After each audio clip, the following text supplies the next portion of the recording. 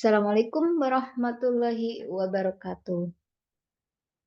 Berikut ini adalah tutorial menggunakan Sidik Edu untuk membuat laporan keuangan atau untuk menyelesaikan siklus akuntansi keuangan perusahaan dagang.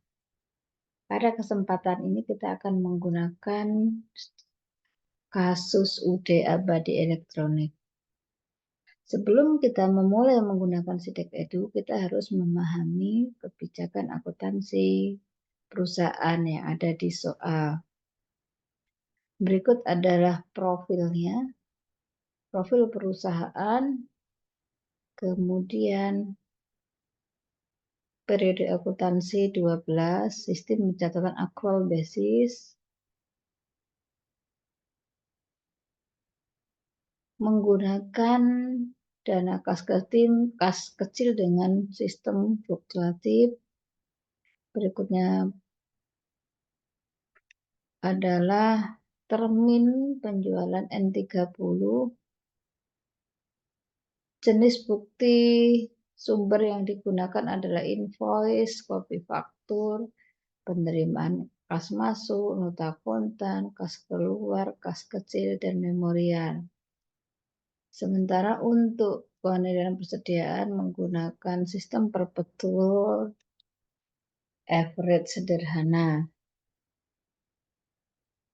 Baiklah, kita mulai.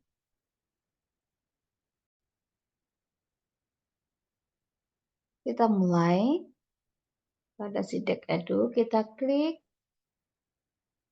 ruang praktik, data dasar, perusahaan, kemudian kita klik grade. Klik perusahaan induk. Ada dua tabulasi yang harus diisi. Pertama, tabulasi profil perusahaan. Kedua, tabulasi sistem pencatatan. Pertama, kode perusahaan. Kode perusahaan AE 011. Kita masukkan AE 11. Nama perusahaan adalah UD Abadi Elektronik.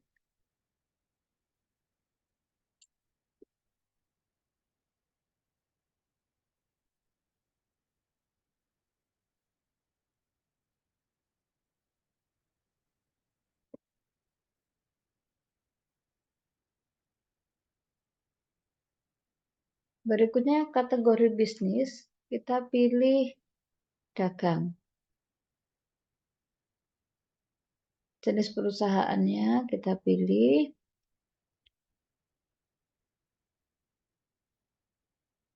Karena UD maka perseorangan.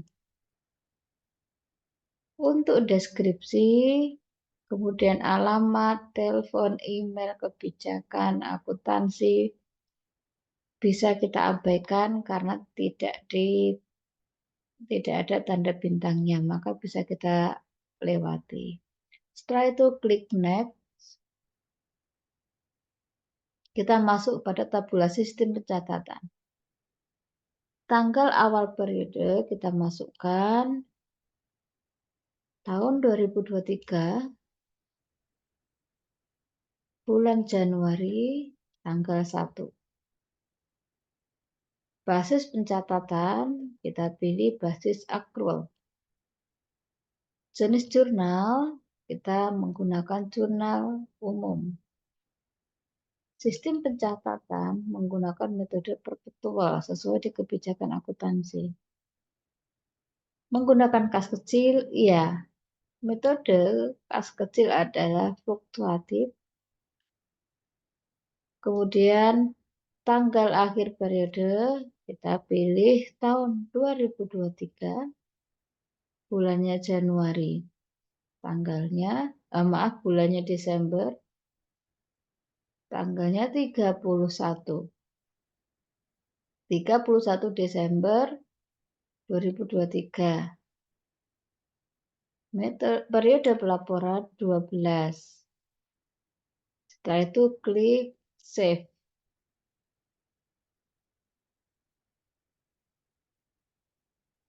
Setelah selesai mengisi informasi perusahaan, maka kita buka perusahaannya. Klik perusahaan. Kita pilih yang dengan kode perusahaan AE11 seperti pada soal AE11. Klik. Maka Anda akan diminta kode evaluasi. Silakan input kode evaluasi yang sudah diberikan oleh guru atau pengawas. Setelah itu klik input kode evaluasi.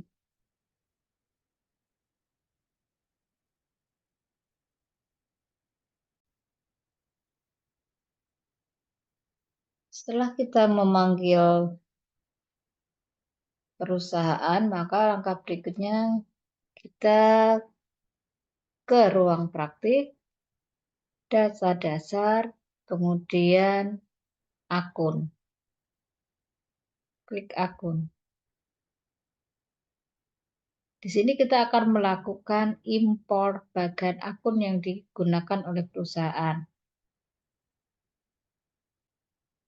Klik import. Kita checklist semua akun yang digunakan. Cash in bank, kas kecil, kemudian piutang dagang, cadangan allowance, cadangan kerugian piutang, kemudian merchandise inventory, persediaan barang dagang, kemudian store supplies, perlengkapan, prepaid insurance, asuransi dibayar di muka, VAT income, prepaid train, sewa dibayar di muka, uang muka PPh tidak ada maka tinggalkan, VAT income, pajak masukan, equipment at cost,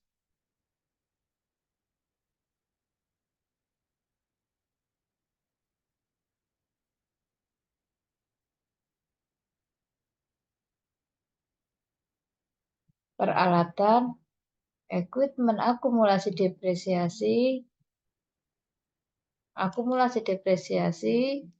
account payable, utang dagang, expense payable, utang beban, income tax payable, utang pajak penghasilan, VAT outcome, PPN keluaran, VAT payable, utang PPN, bank BCA, kita pilih utang bank,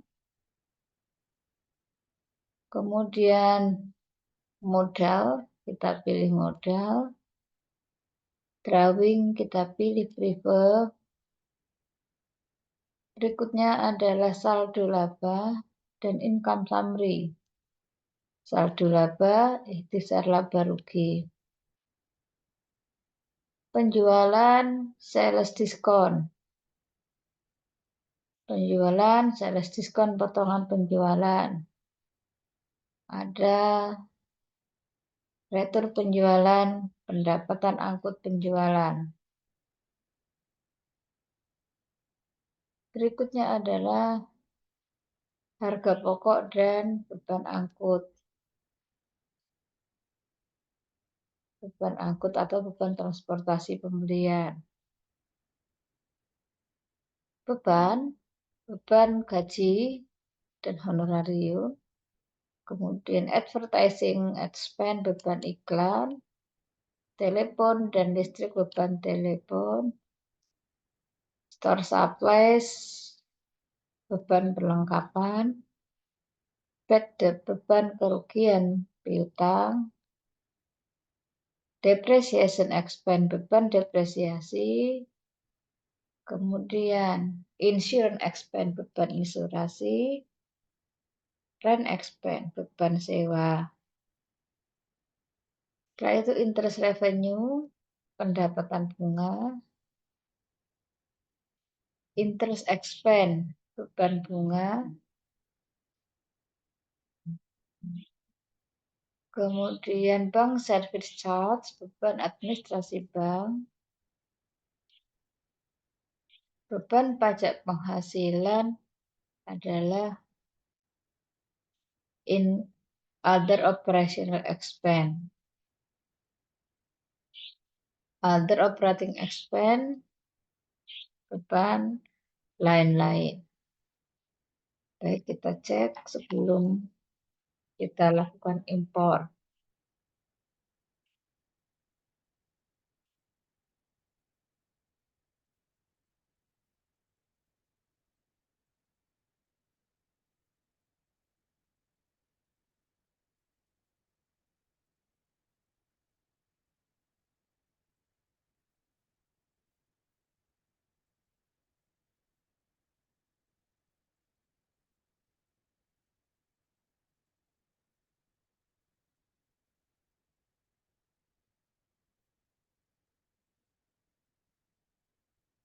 Dan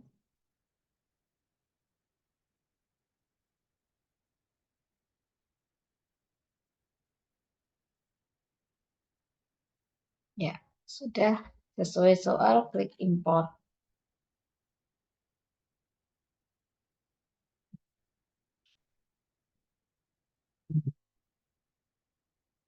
Setelah kita selesai mengimpor bagian akun, berikutnya kita akan memperbaiki nama akun sesuai dengan yang di soal. Pertama ada di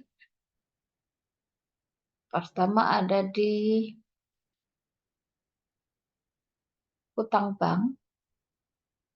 Di sini adalah bank BCA luar atau utang bank BCA. Maka kita memperbaiki nama akunnya. Klik tanda pena. Kita perbaiki utang bank ditambah dengan BCA. Setelah itu save. Kita klik akun untuk kembali ke akun. Berikutnya adalah modal. Modal kita tambah dengan modal dadang. Klik tanda pena. Di nama akun modal kita tambahin tuan dadang. Save. Klik lagi akun ke prive. Kita ke prive. Kita klik tanda pena atau update. Prive tuan dadang. Kemudian kita save. Setelah melakukan impor dan memperbaiki nama akun, kita lanjutkan ke ruang praktik, data dasar, kemudian debitur. Klik create. Kita masukkan kode debiturnya. Kita lihat di yang pertama toko pojok. C01 kemudian toko pojok. Kita masukkan C01. Nama toko adalah toko pojok. Email, telepon, alamat bisa diabaikan. Klik save.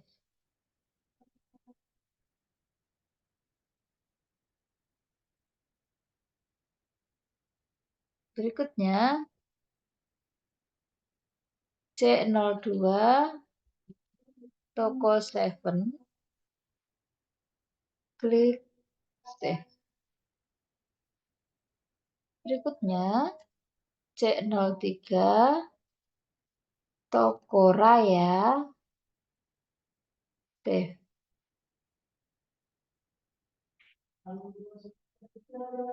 Berikutnya C04 toko Elita.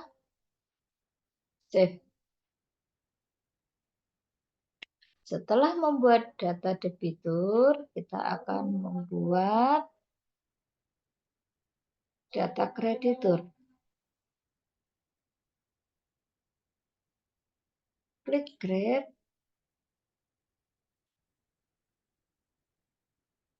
S01. PT Gunung Kawi. Klik save.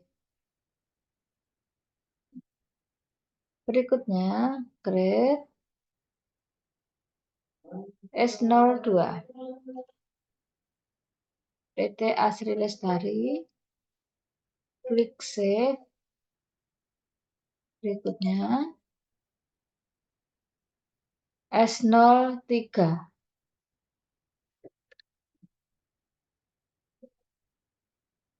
Teknika Jaya. Save. Setelah selesai membuat kreditur, kita lanjutkan lagi ke kategori barang. Klik import. Karena kita perusahaan dagang, maka kita checklist di persediaan barang dagang, kemudian import.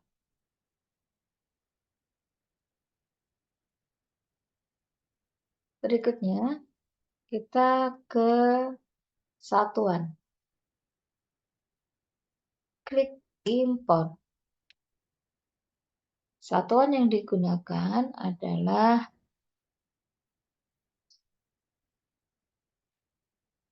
kita lihat di soal, satuannya adalah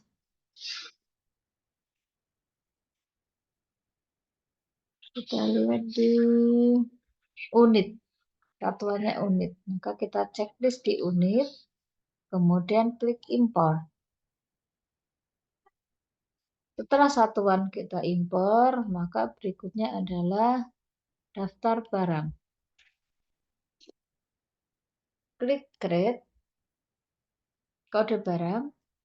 Kita pilih yang pertama adalah P1125. Kategori barang kita pilih persediaan barang dagang, nama barang adalah kulkas Panasonic, satuannya unit, metode stoknya kita pilih rata-rata sederhana. Setelah itu save. Yang kedua, klik create, kode barang P2150, kategori barang persediaan barang dagang, nama barang kulkas Toshiba, satuan unit, metode stoknya rata-rata sederhana. Setelah itu klik save.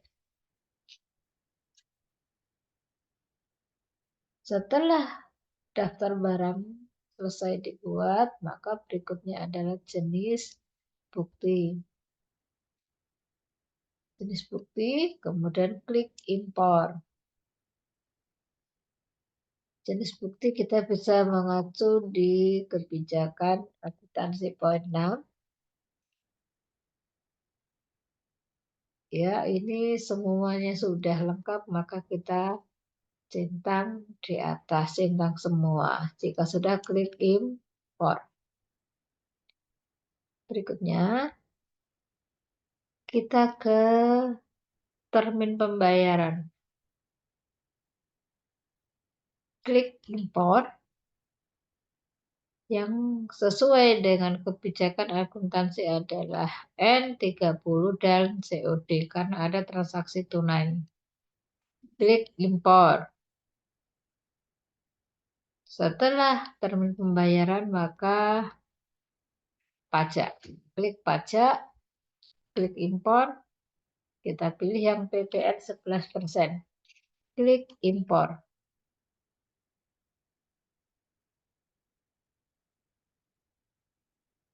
Kita kembali ke ruang praktik data dasar. Semua sudah diproses, semua sudah disetting. Mulai dari akun, debitur, kreditur, kategori barang, satuan, daftar barang, jenis bukti, dan pembayaran dan pajak. Demikian tutorial untuk hari ini. Silahkan dipahami dan dipraktekkan. Tetap semangat. Diakhiri, Assalamualaikum warahmatullahi wabarakatuh.